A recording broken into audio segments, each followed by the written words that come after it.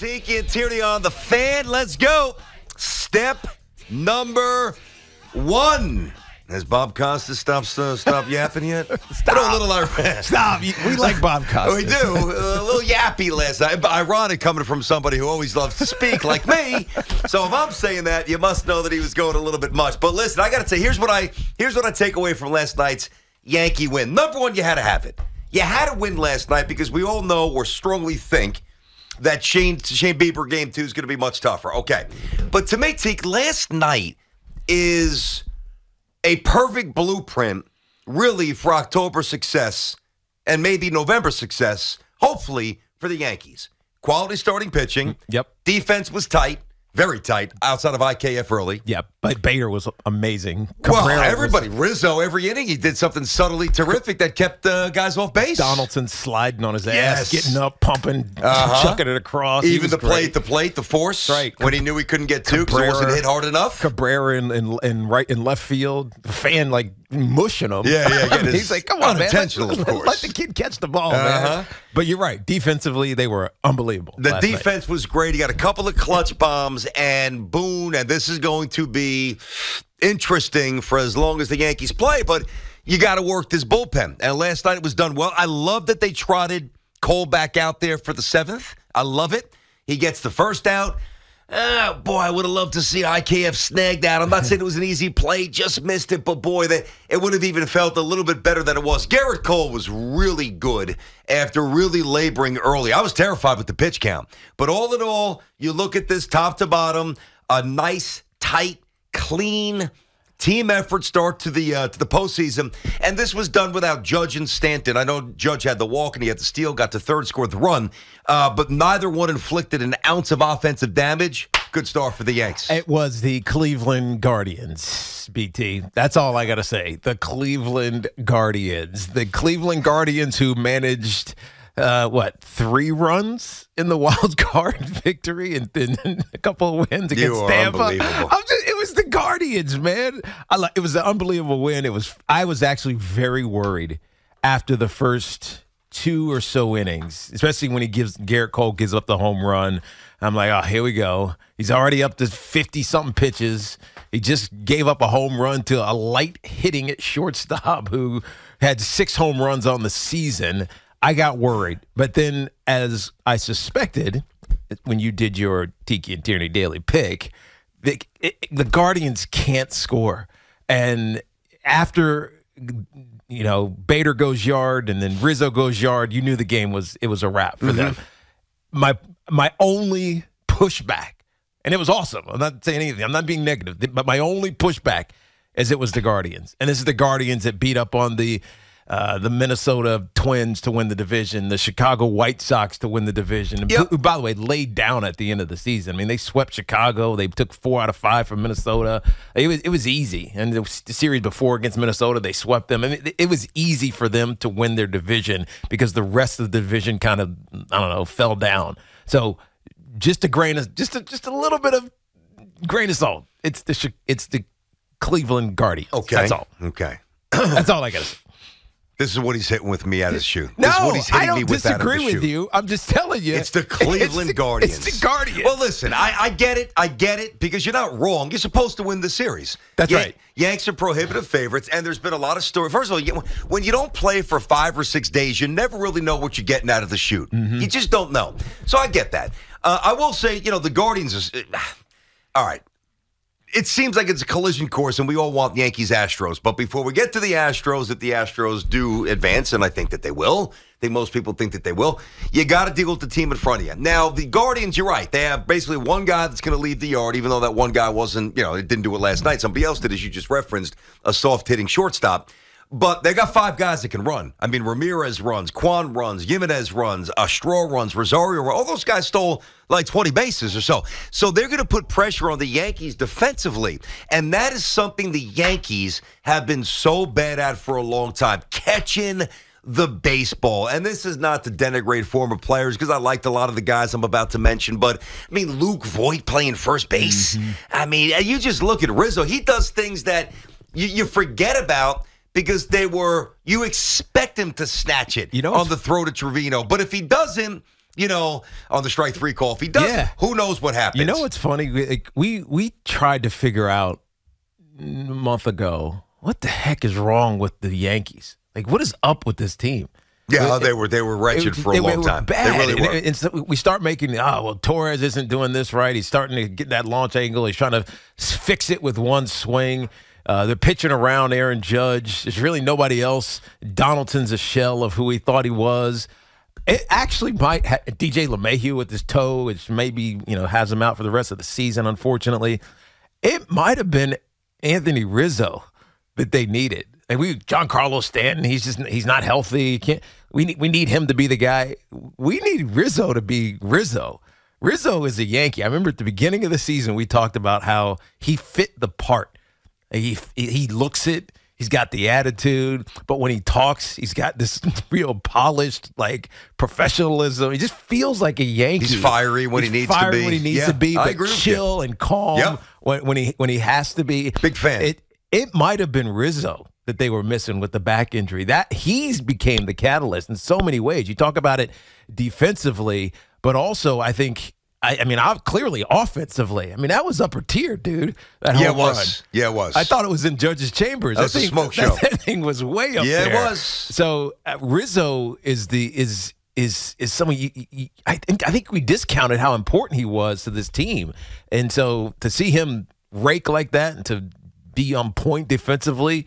That's what lifted, because it wasn't Judge. It wasn't Stanton. No, Judge was off his game last night. A lot of swing and misses. Gerrit Cole did his part, but Anthony Rizzo, he was the guy last night. Who Anthony? The Rizzo. All right, so this is what you needed to see. A nice, crisp, clean performance. Get a win you were supposed to get. 877-337-6666. Don't mess around with an inferior team. Just send the message early, which they did, and that is good. All right, we're inside of our Town Fair Tire studio. Our friends at Town Fair remind you that at Town Fair, something's up with the phones, by the way. We'll get them fixed in a second, hopefully, because this thing is driving me nuts. Out of the corner of my eye, I just see this damn freaking thing blinking. Ding, ding, ding, ding, ding, ding, and ding, ding. And then it interfered in my audio. I hear it in my ear, me too. It's interfering with my thought process. The Town Fair Tire studio, where you always get the guaranteed lowest price on name brand tires from Connecticut to Maine. Nobody beats Town Fair Tire. Nobody. Now, let me say this about Gerrit Cole. All right. Gerrit Cole, I really thought, Tiki asked me, what do you expect from Gerrit Cole? This was yesterday. I said, I think he's going to be really good. I think you'll get into the middle frames. I think I said right around 9:25, 9:30-ish.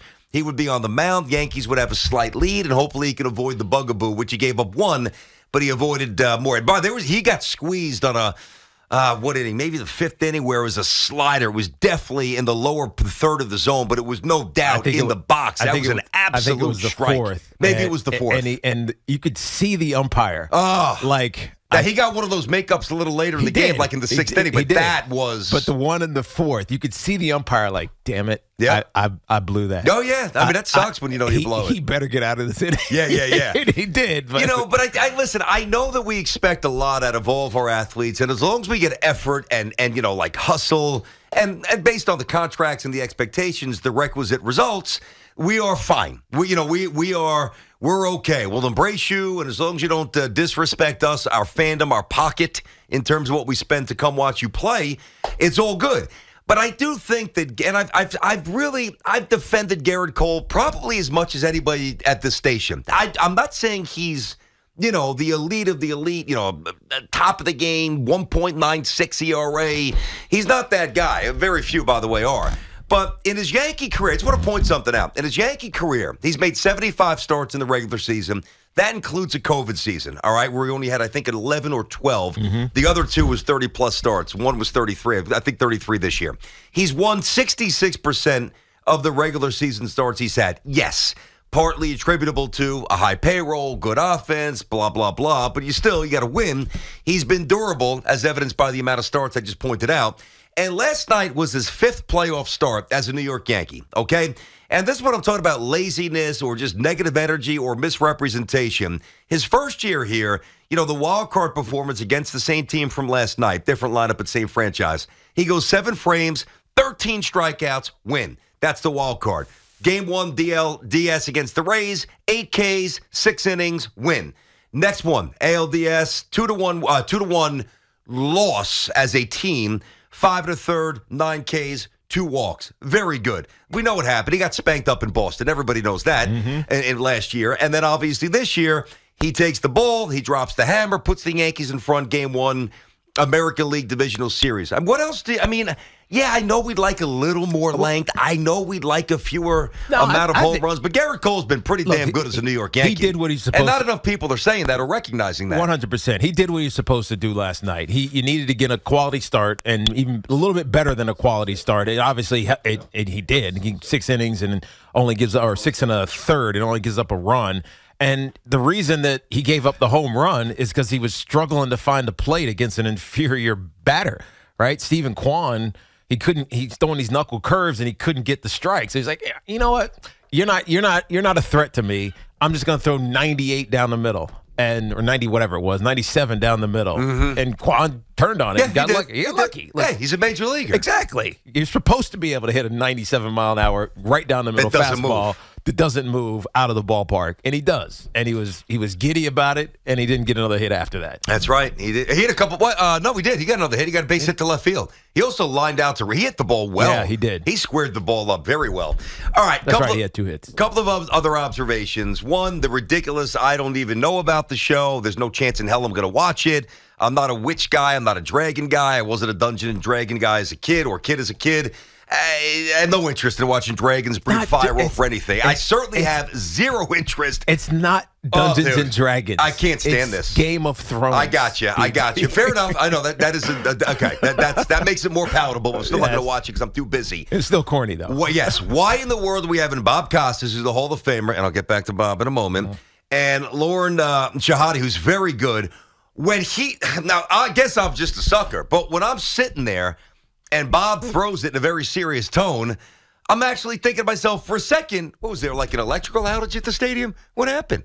How do I not know about this? So, then I see this stupid superimposed dragon. Do we have his Well, I think does the system work? I'm not sure. It's all jacked up. Yeah. All right, go ahead. Let's play this. Go ahead, Hoff. Now, big sellout crowd here, but we weren't 100% sure this game was going to be played tonight. And for more, and it's shocking, here's Lauren Shahadi. Guys, thank you so much. Wild stuff. Here's what we know. Apparently, one of the stars of HBO's House of the Dragon has decided to take in a ball game here in the Bronx. Officials are hopeful that the dragon won't breathe fire during gameplay, but we'll see if he complies. By the way, House of the Dragon is streaming on HBO Max if you want to check it out. Back to you. I don't care. I kind of feel like Orson Welles. Listen, I don't want to hear this. Enough of the Costas stuff. You can bring it down. All right, I'm a big Bob Costas fan. I am a huge Costas fan. Number one, did Ron Darling work last night? I don't think I heard Ron Darling say anything. Number one. Number two, again, he did get very verbose with his stories.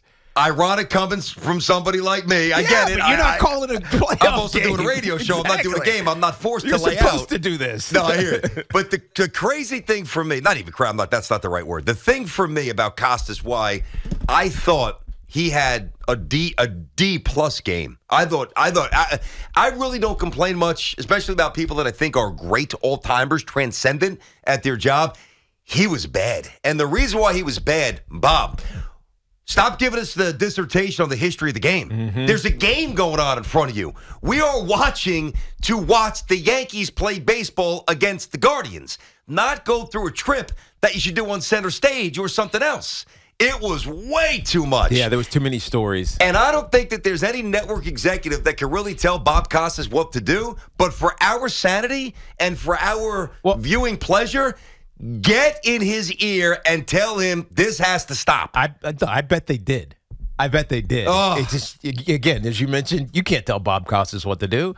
But the issue with it is that the Yankees' history and the history of baseball wasn't important. Maybe the history of the season was important, especially the Cole dynamic. If you're a Yankee fan and you're listening to that ball game, the Cole dynamic. Who cares about the 1948 Cleveland Indians? But the Gerrit Cole dynamic, that would have been interesting to talk about. If it's the World Series and the Guardians are on the precipice of a championship, something they haven't done since 1948, connect the dots. It's game one of the divisional series, dude. You got weeks to tell the story if you get that far, which, by the way, you won't because you're losing soon. A national audience probably appreciated. I don't know. A New York audience didn't want to hear it. Maybe, but that's all. I care about this audience. I know we didn't appreciate it. And if Bob ever hears this or is hearing this now, legend, stud, superstar, role model for so many young broadcasters, transcendent, Hall of Famer.